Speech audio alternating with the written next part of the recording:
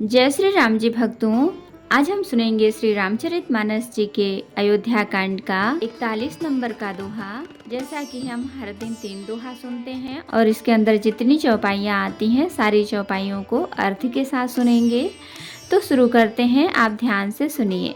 हम आरंभी हरि कथा, तुम निर्वाहन आय सुआसन लीजिए, सुनहु वीर हनुमान, सियावर रामचंद्र की जय। बोलो बजरंग बली की जय, बोलो सब देवी देवों की जय।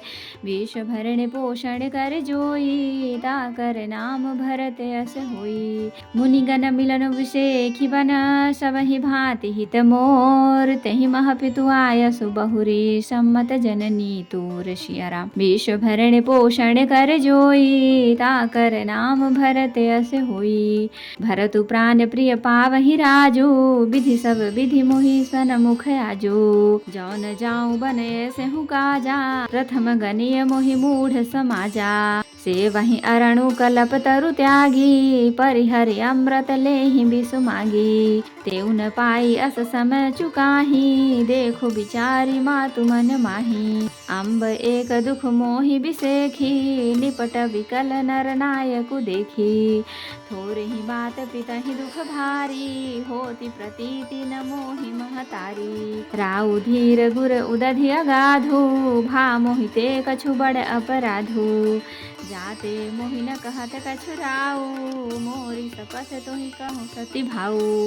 वेश भरण पोषण कर जोई, ताकर नाम भरत यस होई। सहज सरल रघुबर बचन, सुमति कुटिल करि जान। चलै जोग जल बक्र गति, यद्यपि सलिल समान सिया राम। वेश भरण पोषण कर जोई, ताकर नाम भरत यस होई। रहसि रानी राम रुख पाई, बोली कपट सनेहु जनाई। शपथ तुम्हार भरत कै आना, हेतु न दूसर मैं कछु जाना। तुम अपराध जोग नहीं ताता, जननी जनक बंधु सुख दाता। राम न सत्य सब जो कछु कहूँ, तुम पितु मातु बचन रत आहूँ। पितहि बुझाई कहूँ बलि सोई, चौथे पन जहि अजसु न होई। तुम सम सुवन सुकृत जहि दीन्हे, उचित न तासु निरादर कीन्हे। लागहि को मुख बचन शुभ कैसे, मगई गयादिक तीरथ जैसे। राम ही मातु बचन सब भाए, जिमि सुर सरिगत सलिल सुहाए। वेश भरण पोषण कर जोई, ताकर नाम भरत यस होई। गई मूर्छा राम ही सुमिरी, नृप फिर करवट लीन। सचिव राम आगमन कही, विनय समय सम कीन्ह सिया राम। वेश भरण पोषण कर जोई, ताकर नाम भरत यस होई। अवनिप अकनि राम पगुधारे, धर धीरज तब नयन उघारे। सचिव सभारी राउ बैठारे, चरण परत नृप रामु निहारे। लिए सनेह बिकल उर लाई, गए मनि मनहु फनिक फिरि पाई। राम ही चितई रहउ नर नाहु, चला बिलोचन बारी प्रवाहु। शोक विवश कछु कह न पारा, हृदय लगावत बारहि बारा। विधि मनाव राउ मन माही, जहि रघुनाथन कानन जाही। सुमिरि महेश ही कहै निहोरी, बिनती सुनहु सदा शिव मोरी। आशुतोष तुम अवढर दानी, आरती हरहु दीन जन जानी। विष भरण पोषण कर जोई, ताकर नाम भरत यस होई। तुम प्रेरक सबके हृदय, सोमति राम ही देहु। बचन मोर तजि रहाहि घर, परिहरि सील सनेहु सिया राम। वेश भरण पोषण कर जोई, ताकर नाम भरत यस होई। तो भक्तों, अब हम इसका अर्थ सुनाएंगे। वन में विशेष रूप से मुनियों का मिलाप होगा, जिसमें मेरा सभी प्रकार से कल्याण है। उसमें भी फिर पिताजी की आज्ञा और हे जननी तुम्हारी सम्मति है, और प्राण प्रिय भरत राज्य पावेंगे। इन सभी बातों को देखकर यह प्रतीत होता है कि आज विधाता सब प्रकार से मुझसे सम्मुख हैं, मेरे अनुकूल हैं।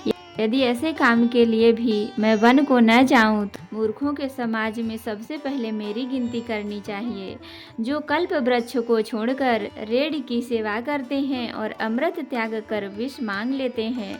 हे माता, तुम मन में विचार कर देखो, वे महामूर्ख भी ऐसे मौका पाकर कभी न चूकेंगे। हे माता, मुझे एक ही दुख विशेष रूप से हो रहा है, वह महाराज को अत्यंत व्याकुल देखकर। इस थोड़ी सी बात के लिए पिताजी को इतना भारी दुख हो।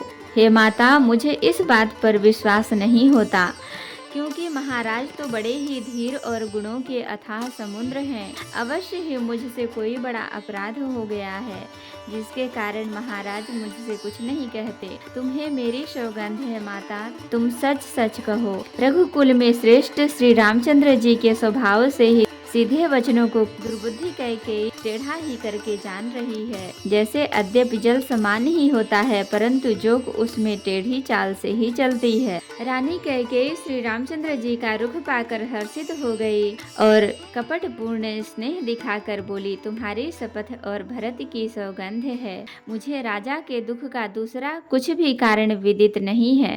हे तात, तुम अपराध के योग्य नहीं हो, तुमसे माता पिता का अपराध बन पड़े यह संभव नहीं। तुम तो माता पिता और भाइयों को सुख देने वाले हो। हे राम, तुम जो कुछ कह रहे हो सब सत्य है। तुम पिता माता के वचनों के पालन में तत्पर हो।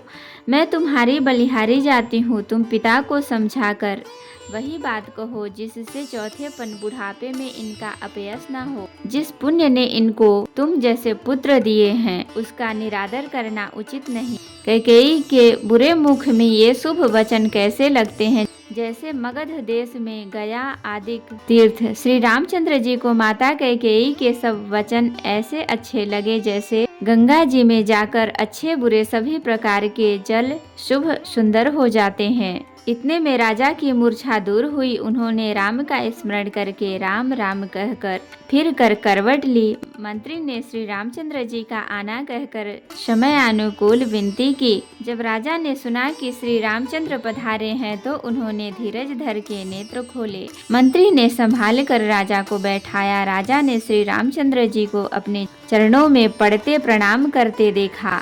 स्नेह से विकल राजा ने राम जी को हृदय से लगा लिया, मानो सांप ने अपनी खोई हुई मणि फिर पा ली हो। राजा दशरथ जी श्री राम जी को देखते ही रह गए। उनके नेत्रों में आंसुओं की धारा बह चली। शोक के विशेष वश होने के कारण राजा कुछ कह नहीं सकते। वे बार बार श्री रामचंद्र जी को हृदय से लगाते हैं और मन में ब्रह्मा जी को मनाते हैं कि जिससे श्री रघुनाथ जी वन को न जाएं।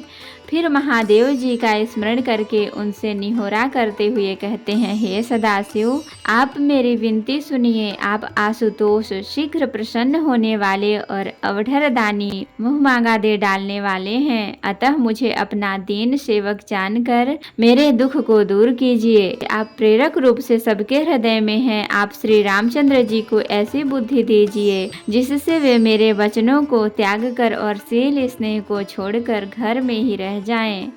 तो भक्तों, आज के लिए इतना ही। कथा विसर्जन होते हैं, विदा हो हनुमान। राम लखन सीता सहित सदा करहु कल्याण। कहूँ दंडवत प्रभु सन, तुम ही कहूँ कर जोरी। बार बार रघुनाथ कहीं, सुरत करायहु मोरी। नाथ एक वर मांगेहु, सोई कृपा कर देहु। जन्म जन्म प्रभु पद कमल, कबहु घटे जनिनेहु। सियावर रामचंद्र की जय, बोलो बजरंगबली की जय, बोलो सब देवी देवों की जय। तो भक्तों, अगर वीडियो पसंद आई हो तो लाइक करें, शेयर करें, कमेंट करें और सब्सक्राइब भी कर लें, ताकि मेरी हर वीडियो आपको आसानी से मिल सके। जय श्री राम जी। भक्तों, आपका दिन शुभ हो।